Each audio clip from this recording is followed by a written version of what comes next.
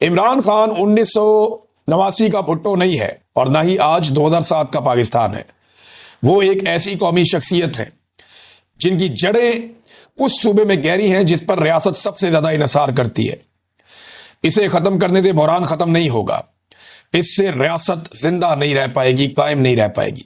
अपनी पूरी ताकत के बावजूद फौज इस जुए की मुतहम्मिल नहीं हो सकती और यही वजह है कि अफवाहों के बावजूद एस्टेब्लिशमेंट जानती है कि इमरान खान को हटाना किसी भी काबिल फहम फायदे से ज्यादा बहुत ज्यादा नुकसानदेह हो जाएगा।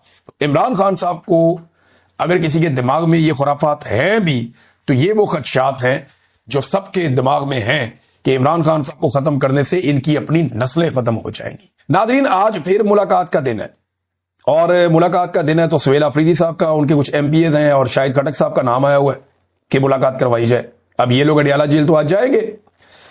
अब टाउट्स ये कह रहे हैं कि मुलाकात नहीं करवाई जाएगी। टाउट्स को किसने बताया? टाउट्स को उसी ने बताया ना जिसने ये फैसला किया। तो ये अदालत में तो जजेस नहीं बताते कि हमने क्या फैसला किया, उन्होंने तो फैसला करके दे दिया। या टाउट्स को बता रहा है वो जो जेल का सुपरिटेंडेंट है वो बता रहा है? नहीं, वो भी नहीं बता रहा।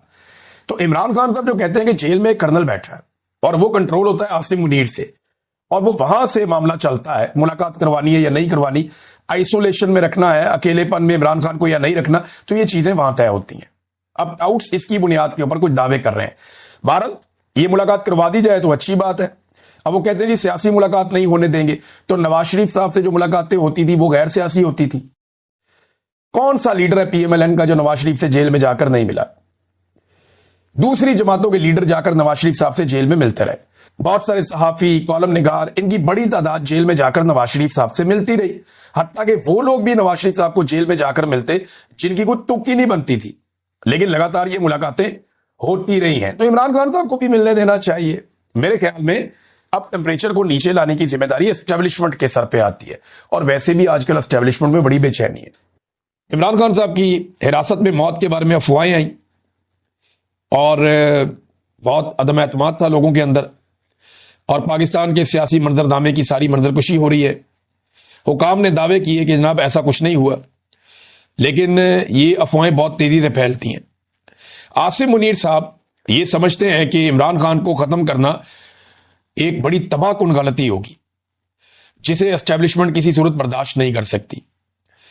आसिम मुनीर ने अपने करियर में खुद अपने से पहले वाले जो डिक्टेटर्स थे, अपने पेशरो जो थे, उनकी जारहाना पॉलिसियों के नताइज देखे हैं। यानी 2006 में नवाब अकबर बुगटी का कत्ल हुआ और 2007 में लाल मस्जिद का ऑपरेशन हुआ, बेनजीर भुट्टो भी कत्ल हो गई। तो उन्होंने ये कहा जनाब कि एक और लीडर के कत्ल की मुतहम्मल नहीं हो सकता ये निज़ाम। नवाज शरीफ जब 2019 में बीमार हुए तो उनको फौरन इंग्लैंड भेजा गया।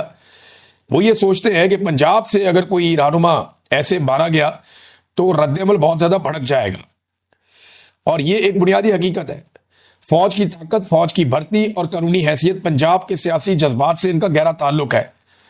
तो फौज की भर्ती भी यहां से होती है, फौज का कैशमेंट एरिया भी यही है।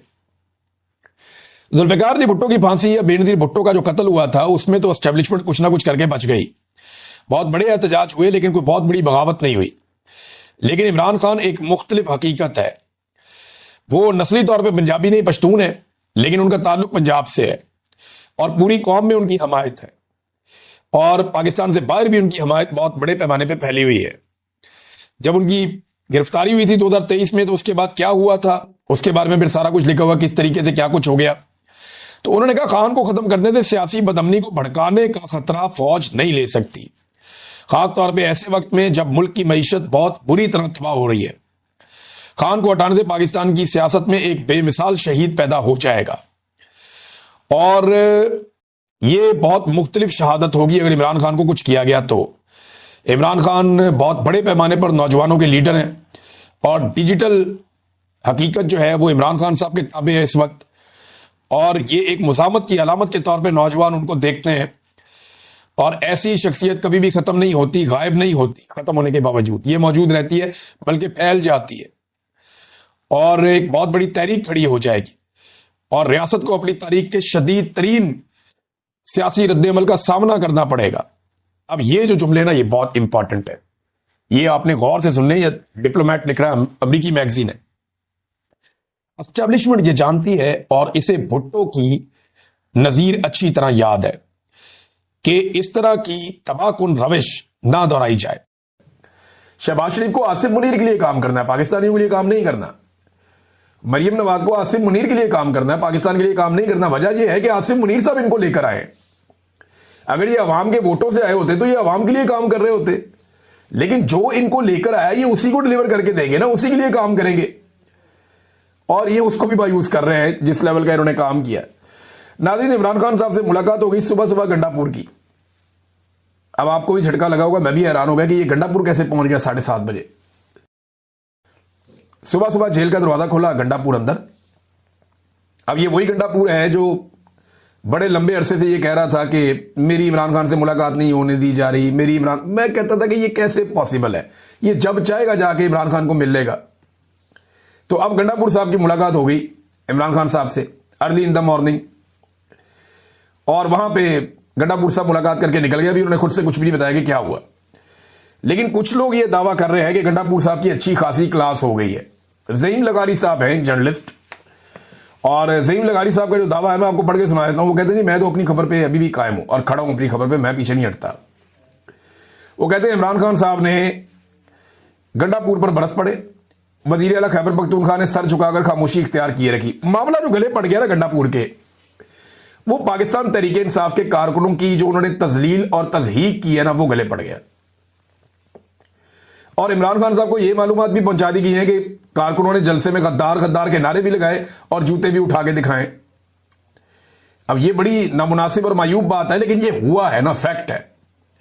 आप इससे भाग तो नहीं सकते। जैसे नवाज शरीफ साहब को जूता लग गया था, फैक्चुअल था, टीवी पे दिखाया भी गया, जैसे ख्वाजा आसिफ के साथ हुआ। अब देखें ना, पाकिस्तानी टीवी चैनल्स को आप देखें कि सारे मामले उठा रहे, ये मामला नहीं उठा रहे।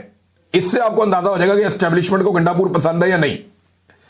क्योंकि अगर जूते दिखाए होते कारकुनों ने अलीमा खान को, तो पूरे पाकिस्तान का मीडिया सुबह से शाम तक एक ही खबर चलाता, और यही चलाता।